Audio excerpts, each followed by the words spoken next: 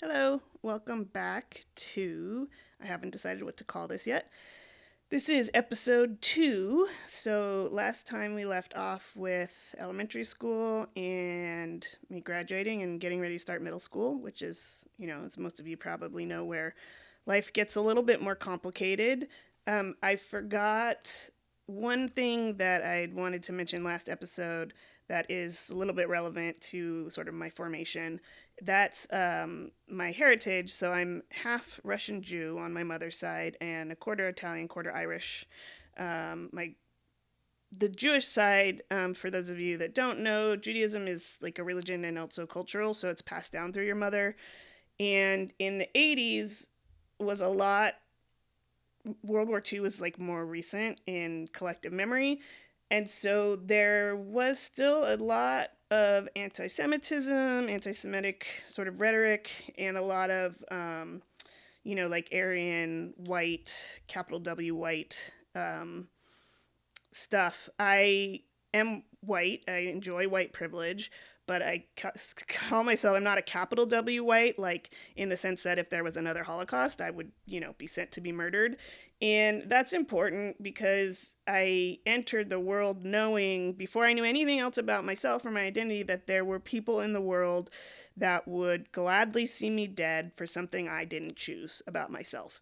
And so that's, generational trauma and cultural trauma. And I actually not hate, but I don't like to use that word a lot, especially in telling my story historically, because I didn't conceive of it as or think of it as trauma at the time. And so I trying to be a little bit more fair about that, I guess, even though it is. And then the other thing is I'm trying really hard not to give spoilers, but I dropped my pen, sorry. You might notice that when I speak about my father, I speak about him a little bit more tenderly, cautiously, and forgiving than I will about the other adults in my life. And the reason for that is because the other adults in this story are still alive, and my father's passed away. So he's not alive to defend himself. And so for that reason, I'm trying to give like as fair and balanced of a perspective, like as an adult, to his worldview. I don't actually want my family to find this, but if and when they do see this, they can defend themselves or state their position if they don't like my interpretation or view of what was going on. So, with that, let's get started. So, graduated from South Shores Elementary School and went to Dotson Middle School. If there are any people out there that also went to Dotson or know anybody at Dotson, I'm curious to know if things have changed at all. Middle school was tough for me because in elementary school, you don't really have to differentiate yourself. Everybody's kind of just kids. What the clothes you're wearing doesn't matter. And I was never like a typical kid. At the time they called tomboy. I don't know if they still call kids tomboys now, but like that was sort of my thing. And my parents didn't know how to dress me, and I didn't know how to dress myself. And so I got to middle school, and my best friend Ashley, who I've known since I was 3, and we went to the same elementary school, and we were basically inseparable growing up. She started to, she's a beautiful girl. She started to become a little bit more like trendy and popular, so she was dressing herself a little bit better. And in the meantime, I'm over here in like, I don't know if they still call them this, but high water jeans. So like jeans that like end at my ankles, and like wearing some kind of awful t-shirt that's tucked in at the waist, and like just, I mean, I could not have been less fashion forward even for like the early 90s. And so she started kind of like poking at me about my appearance a little bit, and I, being me, instead of like changing my appearance, because I didn't know any way to be in the world other than me at that time, I just started to distance myself from her because I felt like she was a little bit embarrassed to be associated with me, and I didn't want to be around someone who didn't want to be seen socially with me. So I separated myself from her a little bit. And so then I had to find like new people, and I found the sort of, like theater kids, like a little bit of the outcasts, the awkward, nerd kids.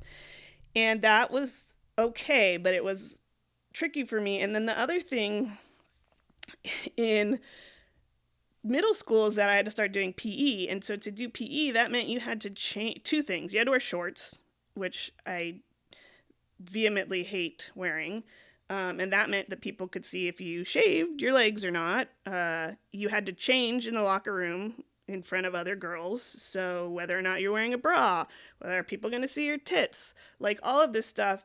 And for me, as a young queer person, which I pretty much came out of the womb gay, um, I have always loved women, and men have always been a little kind of in the periphery in my life, just not central. That's just the way I was born. I had crushes on babysitters when I was in elementary school. I would like always be in love with whoever the female lead was in the play, etc. And so I was like uncomfortable being in an area where other women were taking their clothing off. I was uncomfortable being seen without my clothing on.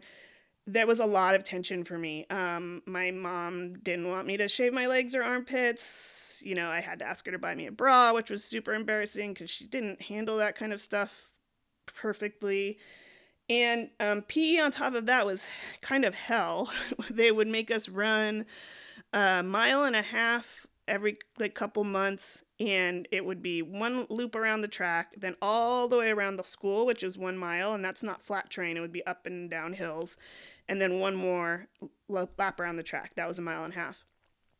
In seventh grade, so I would be, I guess, like 12, 13, someone actually passed away doing that run. And I remember, this isn't funny, but at the time it was so weird because what happened was he had, I believe, if I remember correctly, he had cardiomyopathy and enlarged heart, and that can cause just sudden death with extreme exercise.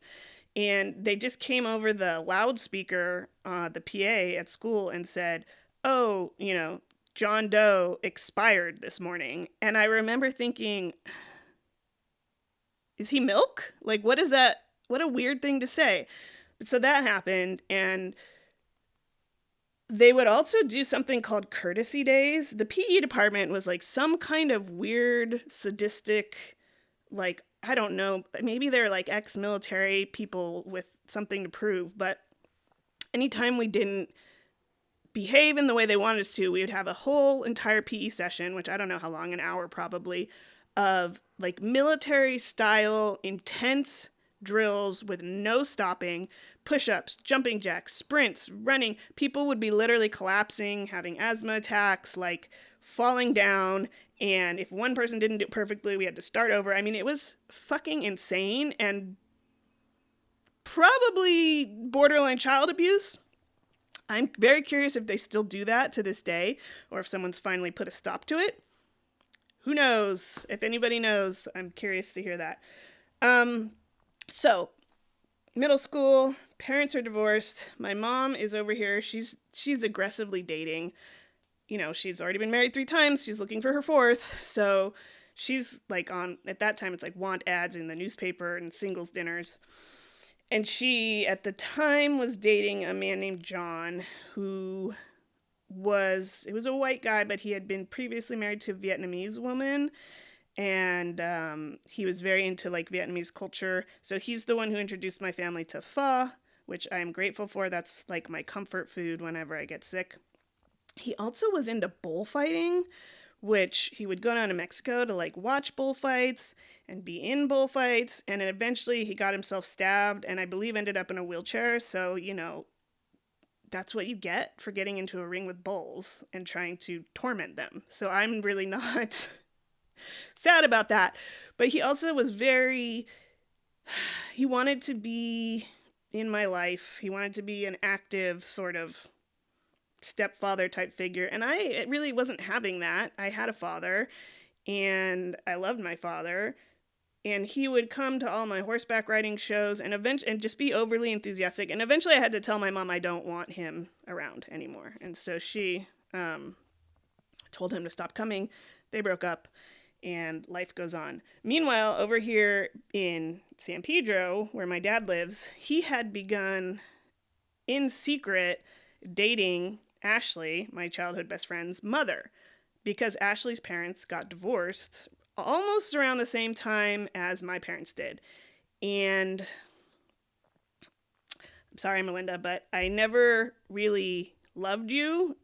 You're not the nicest person.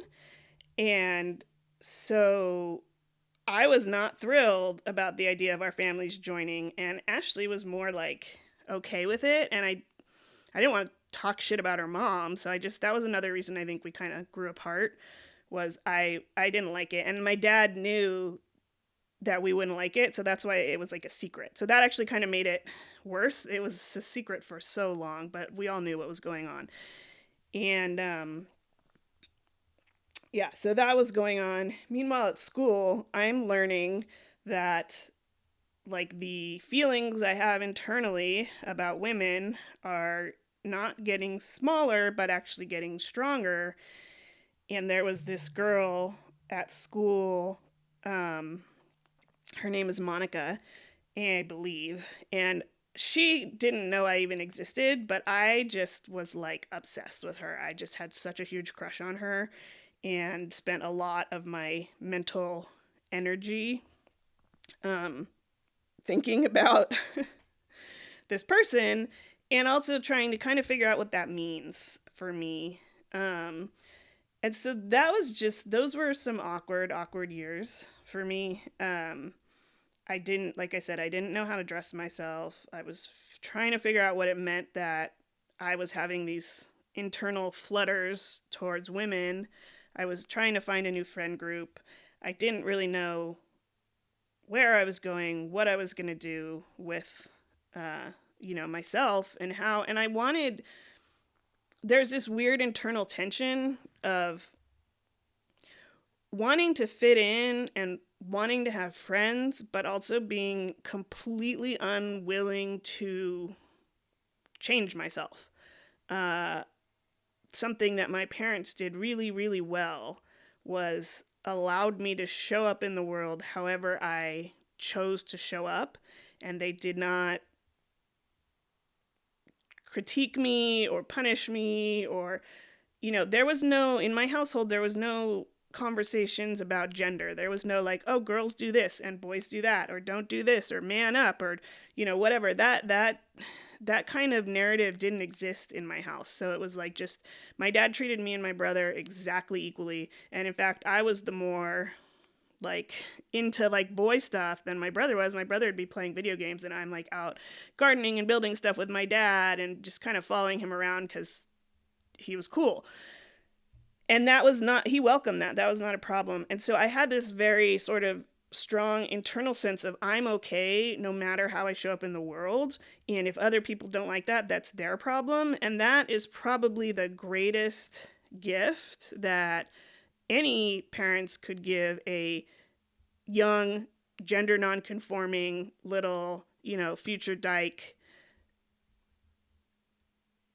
especially in, the late 80s, early 90s.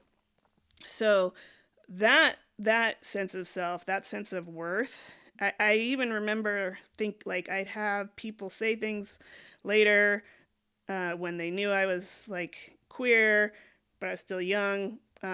They'd say things like, oh, you're going to hell. And I remember saying this, I think it was actually a friend's parent. And I said to her, I don't love any God that doesn't love me.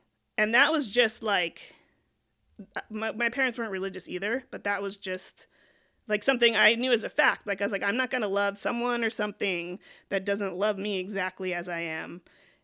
And to have that sort of confidence was really probably the reason that despite everything that happens going forward, I've remained somewhat intact and I haven't really fractured or lost my sense of self. And so that is something that I will forever be grateful to my parents for.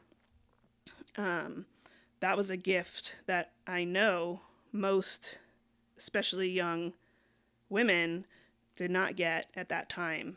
I wanted to play baseball. I didn't realize that there were no girls baseball teams, so my parents put me on the boys team. I don't know how it happened. I was always the only girl on whatever sports team, and to me, I just thought, oh, ha ha ha, like maybe girls don't want to play sports, but in retrospect, I'm like, wait, no, sports teams are usually gendered. There was a girls soccer team I played on briefly, but the things like t-ball and baseball, those were male sports, and somehow my parents in the 80s like got me on the sports team. So kudos to them. So yeah, so that was high school. I'm sorry, excuse me. That was middle school, and that was only 2 years. Typically, it used to be 3 years of middle school, but they were transitioning to start ninth through 12th grade from high school, and then so seventh and eighth were the two grades I was in middle school for. And after I graduated from Dotson Middle School, I was going to start to go to San Pedro High School, and that is where the shit really starts to hit the fan. So I'm going to save that for tomorrow, and this is where the slow burn's going to get a little slower and a lot more interesting.